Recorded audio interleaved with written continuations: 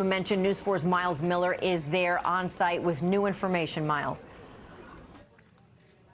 That's right, Darlene. We learned from the chief spokesperson for the FDNY managing all of the casualties and the people injured in this incident that there are 13 people who were taken to local hospitals as a result of the shootings and all that happened underground here in Sunset Park. We don't know the extent of all the injuries. We should get that in the next couple of minutes and hours. But right now, we can tell you that 13 people have been confirmed to be injured in what happened here. We are standing outside of this school here in Sunset Park. It is on lockdown because of what happened. You see, we are in this cordoned off area. Police have kept us at this distance. Of course, as I told you last time we spoke, we are about a block away from where it all started, down there on 36th and 4th Avenue in Sunset Park.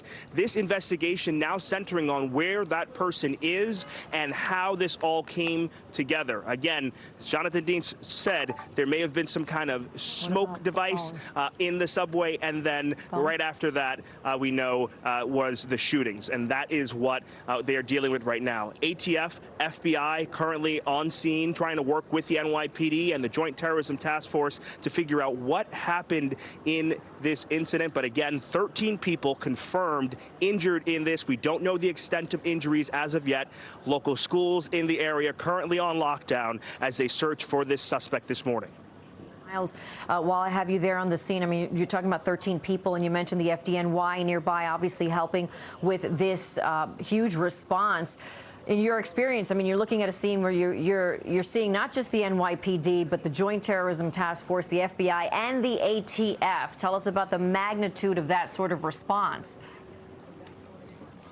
Yeah, they plan for something like this every year. They go into a subway terminal and subway tunnel and try to figure out if there was an incident like this, how they get people evacuated, and then how they do the search and rescue operation, and then how they do the work of looking for the person who's responsible for this. So they're very familiar with these subway tunnels. They're very familiar with extrication in these tunnels. And so they came on scene today. Rescue task forces here from the FDNY, along with the rescue medics. They can go in. They've got bulletproof vests, they've got the helmets on, and going in there, and if there is a threat, they can still work on people. What we know from what we've seen in the images that have come out is that people have been applying tourniquets on the people who were shot in order to stem the bleeding. That is crucial in incidents of trauma like this to make sure that people don't bleed out, that they can make it to the hospital, and that they can be saved in incidents like this. Again, Darlene, 13 people injured. We don't know the extent of those injuries. Maimonides Hospital not far from here. Methodist not far from here.